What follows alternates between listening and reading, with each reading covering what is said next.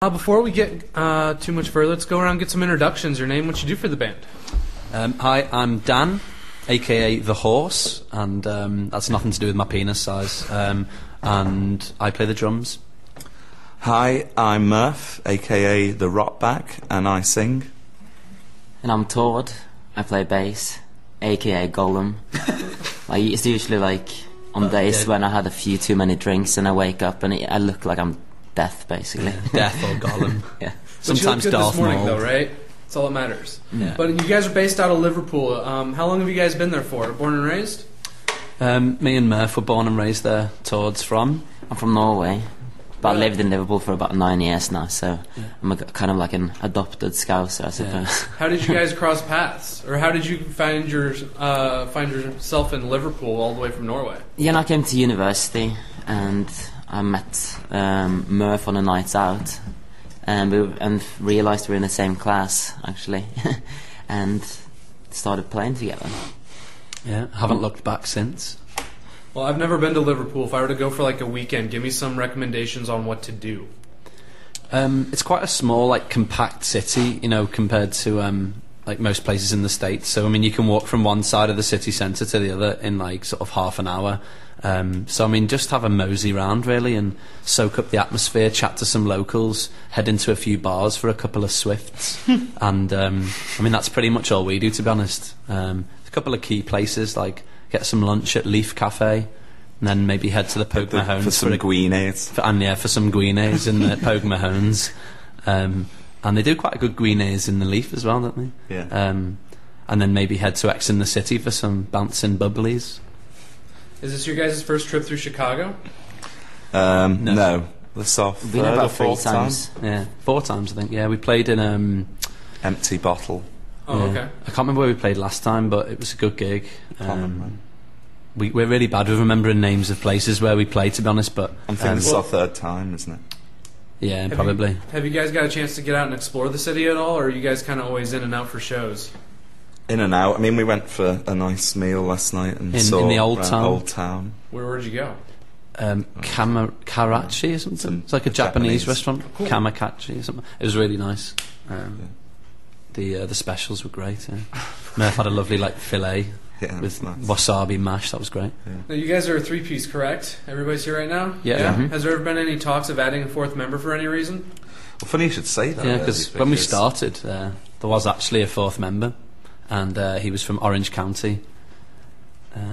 But kind of since he left, after 8 months of being in the band, he left. We haven't really thought of that. We just try and maximise the potential that's in our 3 bodies, really. Yeah. There was a point, when we were doing the second album or whatever, that we thought, we might need another person in to sort of, because the sound was a lot bigger and we had loads of keyboards and loads of electronic elements or whatever. But we just multitask. We just got a guy called Wally to come and play some of the parts. He's a good multitasker. Yeah. Now, when you guys leave for a tour like this, do you work on a set list beforehand, kind of worked out for each show, or does it vary from show to show for you guys? No, we pretty much stick to the same thing, unless the show is has got the vibe that it needs something random to happen. But yeah, we pretty much tour by tour. We normally change a couple of songs, from tour to tour, and then once because obviously you want the set to flow as much as possible, right. and to feel like it's all what's coming next, and there's no not too much hesitation. We add a few rock outs and a few hold downs and the that occasional normally epic keeps us, intros and keeps that us sort going. of thing. Yeah.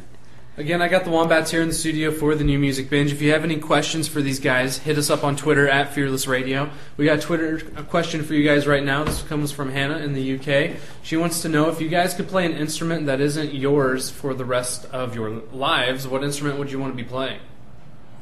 A harp, maybe? That's a tough instrument too, isn't it? Yeah, that'd be I'd awesome. say trombone.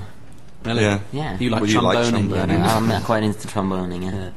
I want to be into, but I think I'd really like to be able to play the violin and the cello really, really well, but I can't. So but you never know. You'd want to pick something that was pretty difficult, wouldn't you? I guess. Yeah. Because if you're going to spend your entire life mastering it, you might as well have something that's going to last you until you're.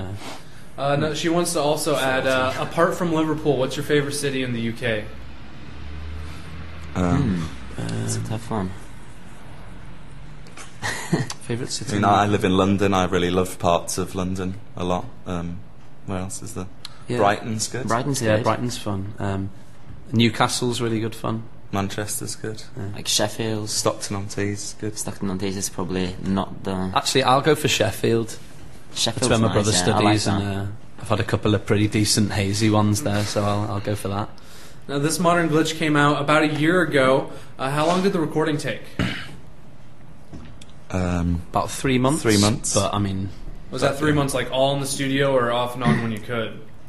We were flying back and forth from LA a lot. We'd basically do like 3 weeks on the studio, fly back for like 2 weeks or sometimes even a week, then go back out there for another 3 weeks.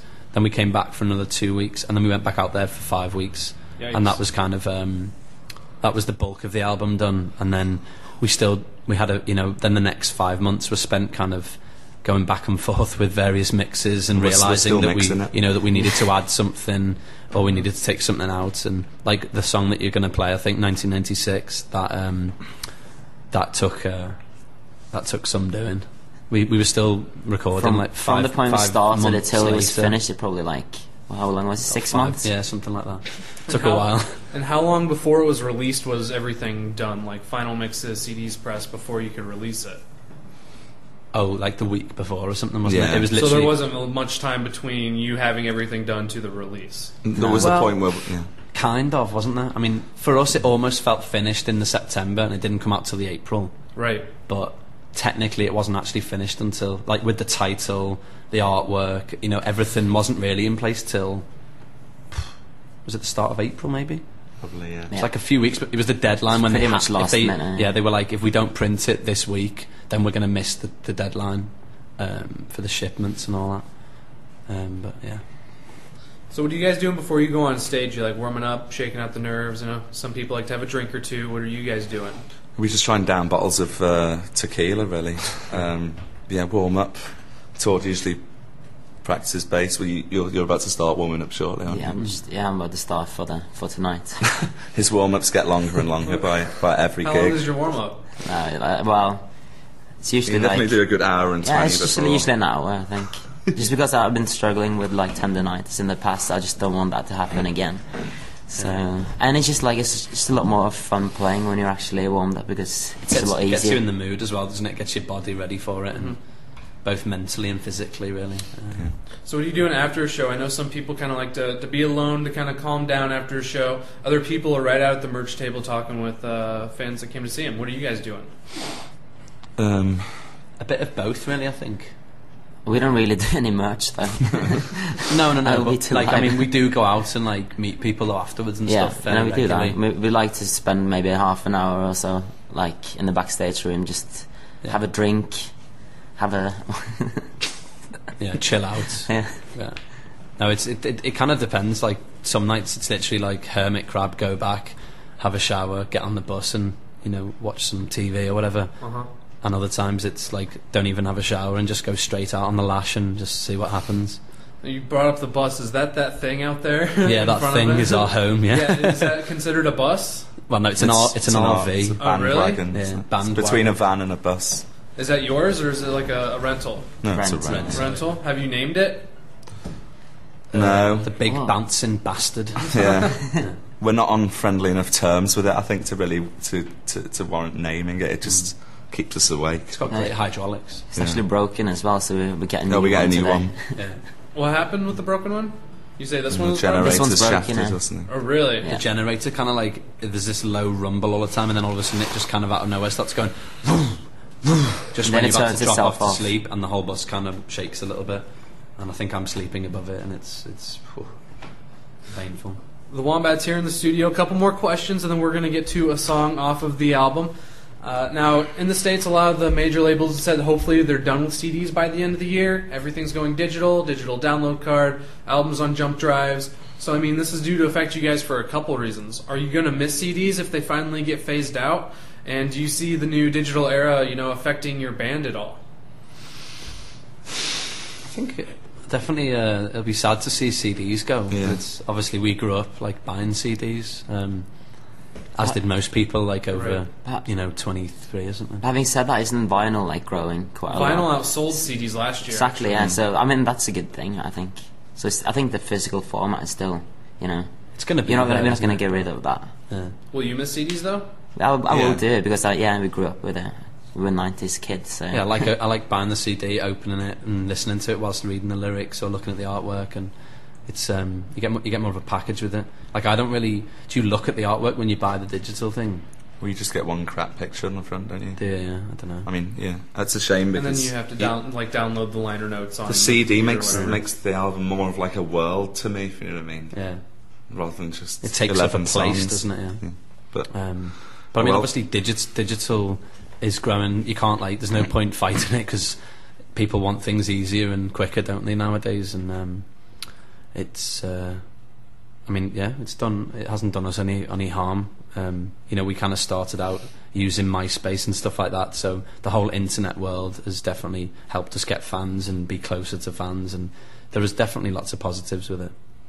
A lot of people don't realize that when you're in a band and you're doing a show up on stage, a lot of times you have to, well, not a lot of time, but every now and again there's hecklers out in the crowd, At any given night there can be that drunken guy who's there and just hates everything that's going on, and will let everybody know about it. Have you guys ever encountered a heckler while on stage, and how do you deal with it? We haven't really been heckled for a long time, I don't think. But in the early days. In the early days, maybe. Yeah, it was a gig in Stockton-on-Tees, and there was someone threw a bottle I got of a beer, bottle at me, threw that all over Murph. Yeah, I wasn't very happy. How did you handle that? Can't remember. We just kept playing. Who the fuck's that? I'm sure I said something.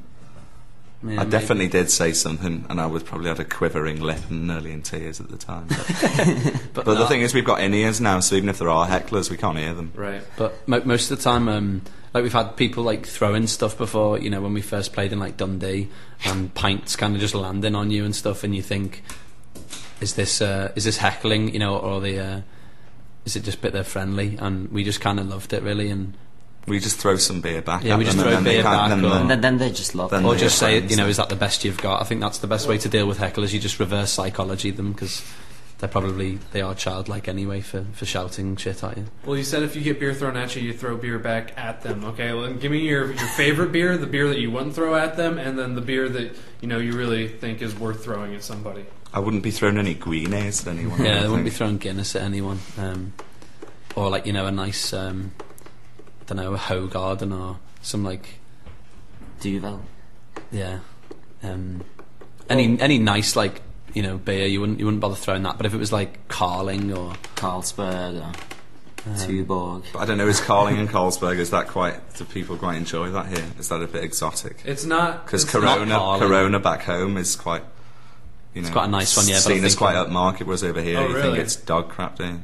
No, well, I mean, I don't think the perception is that dog crap is just everywhere, as opposed to Carlsberg. That's only you'd see it maybe 3 out of every 10 liquor stores, probably. Yeah, right. As opposed to Corona is everywhere, and it's a cheaper beer here. Yeah, right. Yeah. Well, if people want to stay up to date with you guys, new shows, new music, where can they find you at on the internet? Facebook and Twitter. It's just both the Wombats, I think. So yeah, easy enough. Yeah. One more Twitter question, and we're going to get to a song off of the album. She wants to know, what's your dream band to tour with? Well, we haven't really done many support shows, but we are supporting the Chili Peppers in the UK in June, and I guess that'll be some experience for us. In terms of any band we could tour with, who would that be? When we love Radio. The U2 Claw tour would have been pretty slick. Yeah, Radiohead, but Radiohead. We've kind of supported them already once. Yeah, played it. Don't know. I mean, I've kind of always done it on our own, so I guess we're. She like the challenge of we like the challenge, that, no one helping us out, but. Well, while on tour with the Chili Peppers, tell Josh we said hey. Just talked to him a couple days ago. Actually, he called in for the New Music Bench. Okay. So there you go.